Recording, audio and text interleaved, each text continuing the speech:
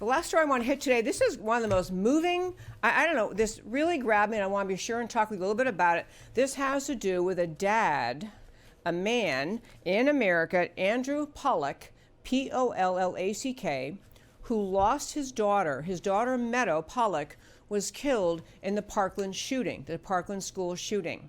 He, this dad, Pollack, has written a book, and it's called Why Meadow Died: The People and Policies That Created the Parkland Killer and Endanger America's Students.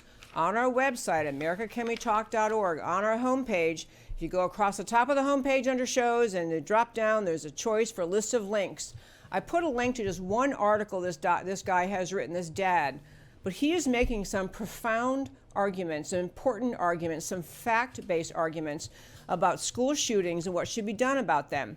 And this is coming from a man, I mean, I don't even want to think of the agony any parent goes through to lose a child. Almost unbearable, almost unbearable. And so this man has turned his grief and his outrage at losing his daughter into a mission to try to wake Americans up, wake the public schools up, wake Americans up to the idea that school policies in great part caused the problems that led to the Parkland shooting. In particular, I'll talk just a moment about what he's saying about the Parkland incident. He talked about the guy who was the shooter at the Parkland school shooting. He was, as his term, it's a clever term he uses, a known wolf, meaning the school already knew he was a really big problem. He didn't shock them one day and show up with a gun and they were thinking, oh my gosh, he seemed like such a nice kid. He was a very, very, very troubled kid. He was, if he came to school when he was at Parkland, he would regularly be frisked, as you know, people do, police do when they're arresting you, frisk you to make sure you're not carrying weapons. He got frisked when he came to school. He was told he could never bring a backpack to school. He couldn't have a backpack because they were worried what he was going to do with that backpack. There was a school administrators banned him having a backpack, regularly taken to the principal's office.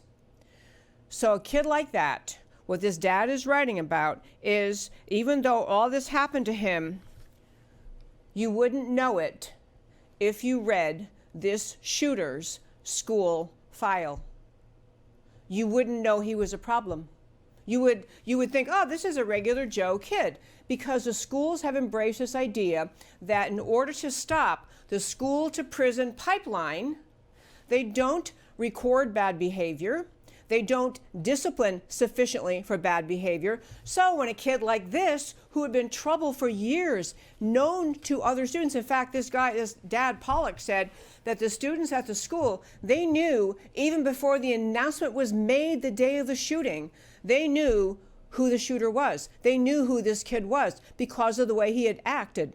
But this school had temporarily sent him away to some reform school type thing for very troubled students who need far more discipline. But this endless effort to keep mainstreaming him, sending him back, sure, he's fine, insufficient records kept of his behavior, he ends up back in Parkland school. So this dad is just saying in Florida, the county where this occurred, the Parkland County Parkland school shooting occurred, was Broward County. They embarked on a quest to fight the school to prison pipeline. So they did that by diminishing punishments, failing to keep accurate records, failing to refer people. They tried to lower suspensions, expulsions, and arrests, and they systematically swept disturbing behavior under the rug. So there wasn't enough in this kid's record to get him the heck out of school or to get him in enough legal trouble so that he would not have been able that day to have a gun and go to that school. But the reason this dad wrote this article that I really urge you to read is because he's now talking about legislation in California. The state of California, the land of moral idiocy on steroids, in California, they are contemplating a bill.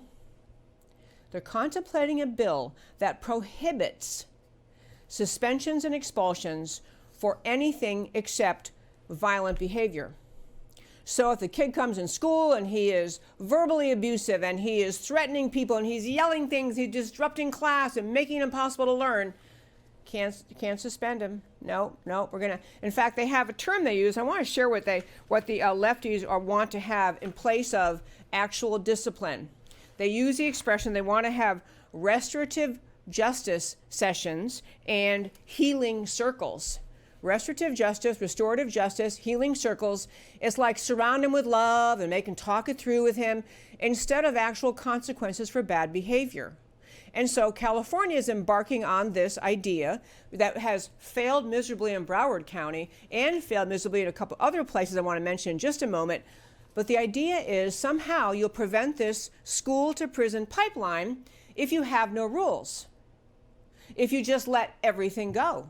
If you say, well, we don't want to give him a bad record because I could hurt him, so we're just going to ignore the fact that every day he comes into school and disrupts the class and threatens kids and makes everybody scared, makes everybody nervous. So the idea is they're going to they're going to ban suspensions and expulsions for everything nonviolent. I want to share with you just a few examples he has and the arguments he makes, this dad makes. One is, when you put these policies in place, the entire school atmosphere every day is disrupted for everyone, not just for, the kid who needs discipline, but for the whole school. So in Philadelphia, as one example, math proficiency test results dropped when they put this in place. It's not because the disruptive students weren't doing as well as in math, it's because all the other students could not focus in class, couldn't listen to the teacher, couldn't follow what was happening, so their math proficiency scores dropped. Truancy skyrocketed from 25 to 40%, and so this is all in response to a policy that says we're not going to suspend them unless they're really, really violent. And there's an education researcher named Dominic Zarecki.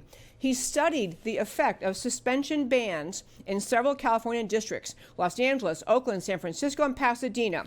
Harm to math achievement large enough to take a student from the 50th percentile to the 39th percentile. The kids are dropping in their ability to perform on tests because the entire school is disrupted by the few students who cannot be suspended because they didn't punch anybody yet.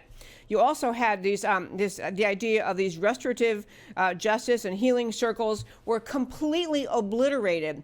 The value and virtue of them obliterated by a Rand Corporation study that found in Pittsburgh. Rand Corporation, gold standard kind of entity, did a study in Pittsburgh. Restorative justice harmed academic achievement among black students. It's not a racial thing. It doesn't matter what your skin color is. If you behave badly in school and the school will not isolate you, remove you, force you to come to terms with your behavior, everybody else suffers. They talk about this school to prison pipeline actually made worse. In Los Angeles, the school banned suspensions.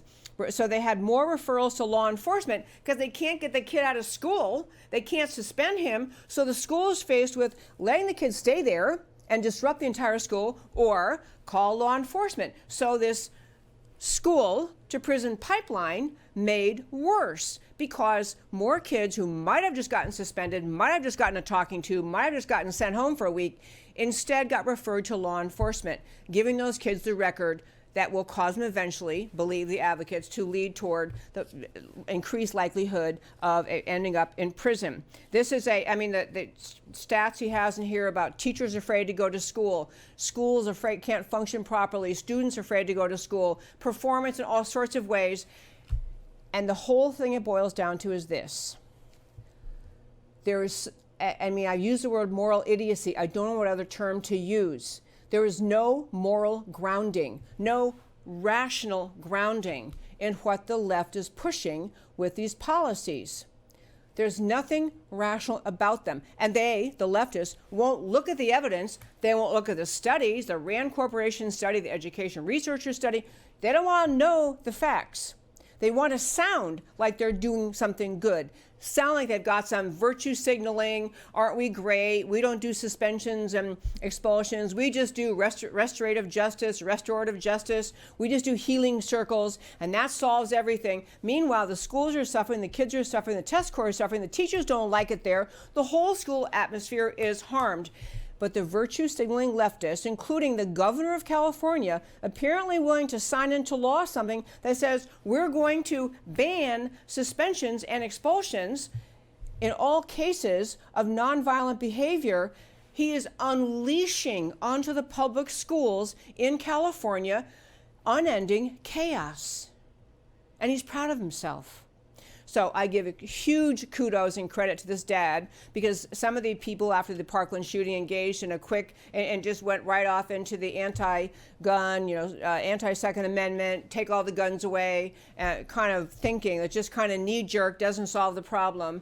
And this dad actually went to the effort to figure out what happened inside his own child's high school, what happened in Parkland, what Broward County school policies caused the problem that this kid could even be there that day, and then is also becoming an advocate for rational school policy. And honestly, folks, it's a crazy thing in America that we should be talking about the idea that maybe schools should insist upon a level of behavior, standards of conduct, that were the norm in schools in America for 200 plus years. And all of a sudden now we're thinking we're advancing as a civilization, advancing as a culture, by abandoning those basic standards of conduct. And this isn't the worst thing, but another aspect of this is the kids who don't know how to behave, who don't behave well at home, whose parents don't teach them, who arrive at school with bad attitudes and disruptive attitudes, they are not helped by this left-wing virtue signaling, don't worry, you'll never get in trouble kind of policies. Those kids are being told by the schools it's okay to act that way.